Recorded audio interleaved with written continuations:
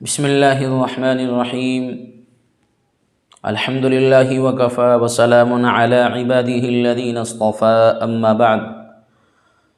اعوذ باللہ من الشیطان الرجیم بسم اللہ الرحمن الرحیم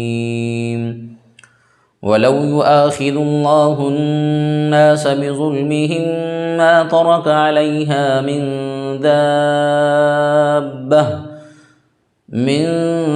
دابة ولكن يؤخرهم إلى أجل مسمى فإذا جاء أجلهم لا يستأخرون ساعة ولا يستقدمون ويجعلون لله ما يكرهون وتصف ألسنتهم الكذب أن لهم الحسنى لا جرم أن لهم النار وأنهم مفرطون صدق الله العظيم۔ معزز حاضرین، سامعین اعظام، ماقبل کی آیات میں جو گزشتہ آیات تھیں کل کی، ان آیات میں اللہ تبارک و تعالیٰ نے ان منکرین اور مشرکین کی حماقت کا ذکر کیا، جس کا خلاصہ یہ کیسے نادان اور بے وقوف ہے کہ یہ حماقت کا مظاہرہ کرتے ہیں وہ چیزیں کہ جن کا تعلق اللہ کی ذات سے ہے اور جو خالصتاً اللہ کا حق ہے، وہ ان کی نسبت دوسروں کی جانب کر دیتے ہیں۔ جیسے روزی کا دینا اور دنیا کی ساری دولتیں اللہ تبارک و تعالیٰ کی جانب سے دی گئی ہیں، ان کے لیے اراضی کے اعتبار سے پیداوار ہو یا اور دیگر طرح سے ان کے لیے جتنی دولتیں اور نعمتیں ہیں وہ سب اللہ کی جانب سے دی گئی ہیں، لیکن وہ ایسے نادان اور بیوقوف ہیں کہ اپنی اراضی پیداوار میں سے کچھ حصہ اپنے معبودوں کے لیے نکال لیتے ہیں، اپنے دیوی دیوتاؤں کے لیے حصہ الگ نکال کر رکھ دیتے ہیں، ان کے نام پر چڑھاوے چڑھاتے ہیں، منتیں مانگتے ہیں، نظر مانتے ہیں۔ تو اللہ فرماتے ہیں یہ ان کی حماقت ہے، مال دیا ہوا، دولت دی ہوئی، ساری چیزیں اللہ کی دی ہوئی ہیں اور حصہ دوسروں کا لگاتے ہیں۔ اور دوسری حماقت ان کی ساتھ ساتھ گزشتہ آیات میں جو کل کی آیتیں تھیں ان میں یہ ذکر کی گئی کہ وہ چیزیں کہ جن کا تعلق اللہ کی ذات سے ہرگز نہیں ہے اس کی نسبت اللہ کی جانب کر دیتے ہیں۔ جیسے اللہ تنہا ہے، یکتا ہے، اولاد سے منزہ ہے اور مبرہ ہے، لیکن یہ مشرکین اور منکرین یہ اللہ کے لیے اولاد قرار دیتے ہیں، اور اللہ فرماتے ہیں اولاد میں سے بھی اس کو قرار دیتے ہیں کہ جس کو خود ناگوار محسوس کرتے ہیں، جس کو خود اچھا نہیں سمجھتے، یعنی یوں کہتے ہیں کہ اللہ کی لڑکیاں ہیں، اپنے دیوتاؤں کو اللہ کی بیٹیاں تجویز کرتے ہیں، اور اسی طرح بعض موقعوں پر فرشتوں کو اللہ کی بیٹیاں قرار دیتے ہیں۔ تو یہ ان کی حماقت تھی جو گزشتہ آیات میں ذکر کی گئی، اور اللہ تبارک و تعالیٰ نے فرمایا کہ یہ تو اس چیز کی تجویز کر رہے ہیں، اللہ کی جانب اس کی نسبت کرتے ہیں، یعنی بیٹیوں کی، کہ اگر بیٹی ان کے یہاں خود پیدا ہو جائے تو مارے ذلت اور رسوائی کے باہر نہ نکلیں، اگر بیٹی کی ان کو خبر دے دی جائے تو لوگوں سے چھپ چھپ کر زندگی گزاریں، لہذا اس بات پر جمے رہے اور اس بات کی ادھیڑ بن میں رہتے بیٹی ہو جانے کے بعد، یا تو اس ذلت اور رسوائی اور عار کا جو سبب ہے اس کے اوپر صبر کیا جائے، یا پھر یہ ہے اس کو زندہ زمین میں دفن کر دیا جائے، یا پھر اس کو مار کر زمین میں گاڑ دیا جائے۔ اس طرح کی ادھیڑ بن میں رہتے تھے۔ اللہ تبارک و تعالیٰ نے ان کے اس برے عقیدے کا اور حماقت کا بہت اچھی طریقے سے بطلان کیا ہے۔ اللہ فرماتے ہیں الا ساء ما يحکمون، خوب سن لو کہ ان کی تجویز بہت ہی بری ہے۔ پھر اخیر آیت میں اللہ نے فرمایا تھا للذین لا یؤمنون بالآخرۃ مثل السوء، کہ یہ لوگ آخرت پر یقین نہیں رکھتے، اور جو لوگ آخرت پر یقین نہیں رکھتے ہیں ان کی اسی طرح بری حالت ہوتی ہے، عقیدے ان کے بیکار ہو جاتے ہیں، عقیدے ان کے غلط ہو جاتے ہیں، حماقت اور نادانی کا کام کرتے ہیں۔ انہی میں سے ایک یہ مشرکین اور منکرین کی جماعت تھی۔ اللہ فرماتے ہیں وَلِلَّهِ الْمَثَلُ الْأَعْلَى وَهُوَ الْعَزِيزُ الْحَكِيمُ کہ اللہ تعالیٰ کے لیے تو بڑے اعلیٰ درجے کی صفات ثابت ہیں، اللہ کے لیے تو بڑی اعلیٰ درجے کی صفات شامل ہیں، لہٰذا یہ ان چیزوں کی اللہ کی جانب نسبت کرتے ہیں کہ جس کا ان کو حق بھی نہیں ہے، اور اللہ تو ایسے زبردست ہے اور اللہ حکمت والے ہیں۔ یہ ما قبل کی آیات اور گزشتہ آیات کی تفسیر کا خلاصہ تھا۔ تو گزشتہ آیات سے ہمیں یہ کلی طور پر ضابطہ سمجھ میں آیا جو اللہ نے بیان کیا کہ اللہ کے لیے اولاد تجویز کرنا یہ بالکل انتہائی غلط درجے کی بات ہے۔ آج کی آیتیں جو میں نے آپ حضرات کے سامنے تلاوت کی ہے، اس سورہ نحل کی آیتیں ہیں۔ اللہ تبارک و تعالیٰ نے ان آیتوں کے اندر یہ ذکر فرمایا ہے کہ جب اللہ زبردست ہیں اور اللہ حکمت والے ہیں تو یہ سوال ہوتا ہے کہ ان کی اس طرح کی نازیبہ حرکت رہتی ہے اور یہ اس طرح کی گستاخیاں کرتے ہیں جو مشرکین اور منکرین ہیں کہ کبھی اللہ کی جانب لڑکیوں کی نسبت قرار دے دیتے ہیں، کبھی اللہ کی دی ہوئی مال میں سے دوسروں کا حصہ نکال لیتے ہیں۔ تو اللہ تبارک و تعالیٰ نے ان آیت میں ذکر فرمایا کہ وَهُوَ الْعَزِيزُ الْحَكِيمُ، جو اس سے متصل پچھلی آیت کا ایک حصہ ہے کہ اللہ زبردست اور حکمت والے ہیں۔ تو یہ سوال ہو سکتا ہے کہ جب اللہ ایسے قادر مطلق ہیں، ایسے زبردست ہیں اور اللہ حکمت والے ہیں، تو بالآخر اللہ تبارک و تعالیٰ ان کی گستاخیوں پر اور ایسی نازیبہ حرکت پر اللہ تبارک و تعالیٰ ان کی پکڑ کیوں نہیں کر لیتے؟ ہاتھوں ہاتھ اللہ تبارک و تعالیٰ ان کی داروگیر کیوں نہیں کرتے؟ یہ ایک خلجان ہے۔ اس خلجان کا جواب اللہ تبارک و تعالیٰ نے اس آیت میں دیا ہے۔ اللہ فرماتے ہیں کہ دیکھیے اللہ زبردست ہے، قادر مطلق ہے، اور اللہ تبارک و تعالیٰ اگر چاہے تو منٹوں میں ان سب کا خاتمہ کر دے، اس زمین کے اوپر رہنے والے منکرین اور مجرمین اور مشرکین کا اللہ خاتمہ کر دے۔ لیکن اللہ تبارک و تعالیٰ کی یہ حکمت اور مصلحت ہے کہ اللہ تبارک و تعالیٰ گستاخی اور ناانصافی پر فوراً پکڑنا اور سزا دینا نہیں چاہتے۔ یہ اللہ کی حکمت اور مصلحت ہے،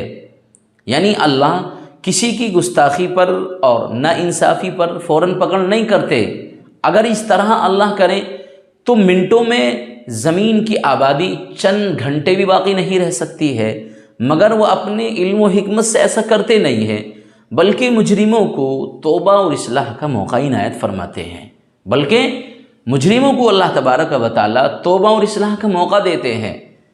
اور اللہ تبارک و تعالیٰ کی جانب سے ڈھیل دی جا رہی ہے۔ یہ صرف اس لیے دی جا رہی ہے کہ یہ اپنی حرکتوں سے باز آ جائیں، اپنے نازیبہ گستاخی اور نازیبہ حرکت سے باز آ جائیں، اور اس ڈھیل کا فائدہ اٹھا کر اللہ سے توبہ کر لیں۔ نہیں تو ایک وقت معین تک اللہ ان کو ڈھیل دیں گے، لیکن جب ایک وقت مقرر تک ان کو ڈھیل دی جائے گی اور پھر جب ان کا مقررہ وقت آ پہنچے گا تو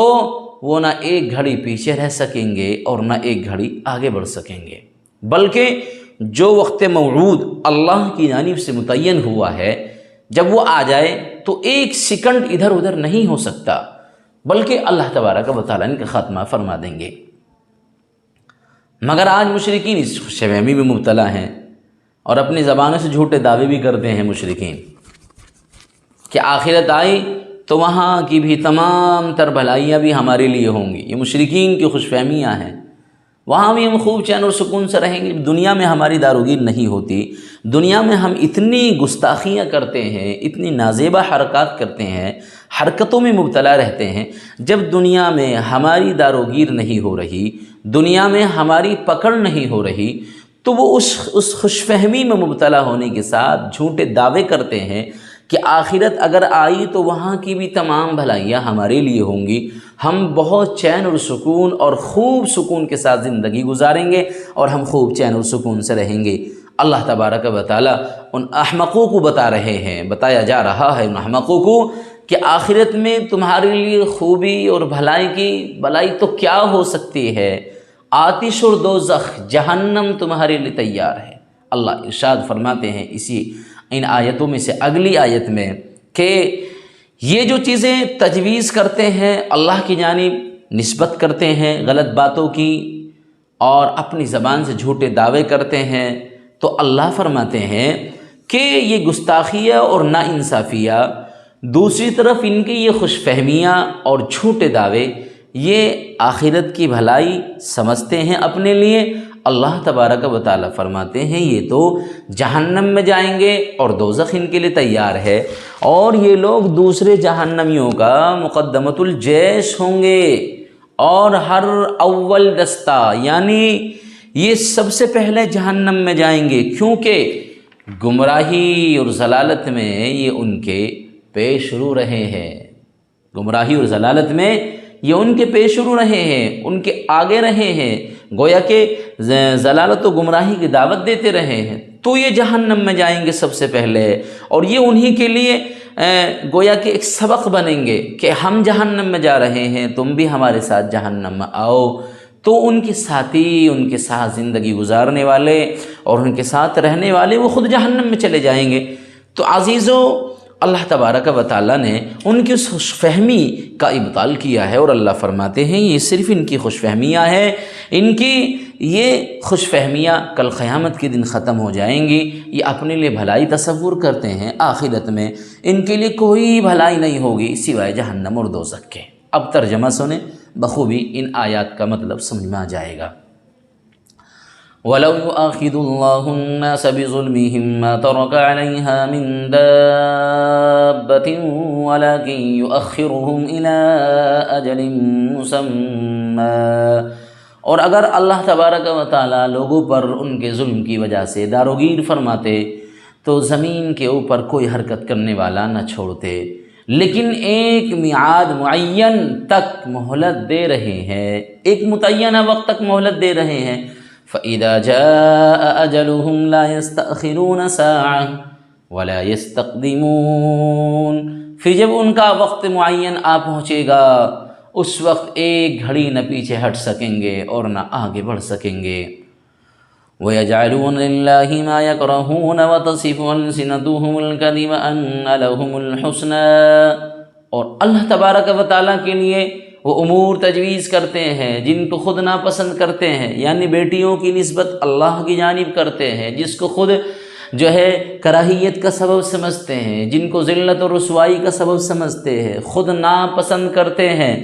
اللہ تبارک و تعالیٰ فرماتے ہیں اللہ کی جانب ان امور کو تجویز کرتے ہیں جن کو خود ناپسند کرتے ہیں، اور اپنی زبان سے جھوٹے دعوے کرتے جاتے ہیں۔ جھوٹا دعویٰ کیا ان لہم الحسنی، کہ ہر طرح کی بھلائی ہے ہمارے لیے، جھوٹے دعوے ہیں کہ ان کے لیے ہر طرح کی بھلائی ہے۔ اب اللہ کا جواب سنیے، ان کی خوش فہمی کا اللہ کیسے بتلان کرتے ہیں۔ لا جرم ان لهم النار وانهم مفرطون، لازمی بات ہے، یقیناً ان کے لیے دوزخ ہے، اور بے شک وہ لوگ سب سے پہلے دوزخ میں، جہنم میں بھیجا جائیں گے مقدمۃ الجیش کے طور پر۔ اللہ تبارک و تعالیٰ نے ان کے اس عقیدے کا بھی بتلان کیا۔ تو یہ چند آیات تھیں، میں نے آپ حضرات کے سامنے ان کی واضح طور پر ان کا مطلب بیان کیا ہے۔ امید ہے کہ آپ سمجھ گئے ہوں گے۔ آج چونکہ موسم خراب ہے، بارش رہی ہے صبح سے ہی، تو آج نماز میں بھی بہت کم افراد آئے ہیں، حالانکہ ان کو سوچنا چاہیے کہ نماز کسی بھی صورت میں معاف نہیں ہے، برسات ہو یا موسم خوشگوار ہو، ہر موقع پر انسان کے لیے نماز پڑھنا ضروری ہے، لیکن پھر بھی اللہ جس کو توفیق دے۔ تو ماشاءاللہ آپ لوگ تفسیر سن رہے ہیں، روزانہ تفسیر میں بیٹھتے ہیں، آپ اپنا معمول بنا لیجئے کہ ہم ہر روز انشاءاللہ اس کی تفسیر سنیں گے، اس سے بہت فائدہ ہوگا۔ دیکھیے قرآن سے لگاؤ اور قرآن سے محبت اور قرآن سے جو ہے اپنا اعتقاد اور قرآن سے اپنے صحیح معنی میں عشق اور محبت ہونی چاہیے۔ یہ اللہ کا کلام ہے، سب سے بڑھ کر کلام ہے، جتنا آپ اس سے قریب ہوں گے اتنا ہی آپ کے دل میں نورانیت پیدا ہوگی۔ تو یہ تو بحمداللہ روزانہ ہر فجر کی نماز کے بعد تفسیر ہو رہی ہے، یہ اللہ کا انعام ہے، اور اللہ مجھ جیسے گناہگار سیاہ کار سے یہ کام لے رہا ہے، میں رب سے دعا کرتا ہوں کہ اللہ تبارک و تعالی میری زبان کے اندر چاشنی دے دے، اور اللہ میری زبان کے جو گناہ ہے اور میرے دل کے جو گناہ ہے اللہ ان کا خاتمہ کر دے، تاکہ صحیح طور پر ہم اللہ کے قرآن کی تفسیر کر سکیں۔ ورنہ عزیزو بڑا مشکل کام ہے، میں اس لائق کہاں ہوں؟ یہ تو اساتذہ کی اور ہمارے اکابر کی توجہات اور اپنے بڑوں کی توجہات رہی ہیں کہ ہم نے دوزانو ہو کر ان کے سامنے بیٹھ کر کچھ سیکھا ہے، جس کی وجہ سے آج میں آپ کے سامنے وہ سبق رکھ دیتا ہوں۔ خیر، اللہ سے دعا کریں کہ اللہ تبارک و تعالی ہمیں ان باتوں پر عمل کرنے کی توفیق نصیب فرمائیں۔ اور ساتھ ساتھ چونکہ یوٹیوب چینل بھی تیار ہو گیا ہے MNQ آفیشیل کے نام سے، اس پر ہر روز ابھی تو میں درس قرآن ڈال رہا ہوں، آپ حضرات خود بھی سنیں اور اپنے گھر والوں کو سنایا کریں، انشاءاللہ اس کا نفع ہوگا۔ گھر میں ایک چھوٹا سا وہ لے آئیں جو مائک سا رہتا ہے، چھوٹا سا کولم سا رہتا ہے، اپنا اس کے اندر یوٹیوب وغیرہ اس سے کنیکٹ کر کے بلوٹوتھ وغیرہ سے اس کو چلا دیا کریں، اور گھر میں تھوڑی دیر کے لیے سب کو خاموش کر دیا کریں۔ قرآن کی تفسیر سنیں گے، قرآن سے محبت پیدا ہوگی، قرآن سے لگاؤ پیدا ہوگا، اور انشاءاللہ کل قیامت کے دن یہ قرآن ہمارے لیے شفاعت کا حقدار ہوگا۔ اللہ تبارک و تعالی عمل کی توفیق عطا فرمائے، وما علینا الا البلاغ۔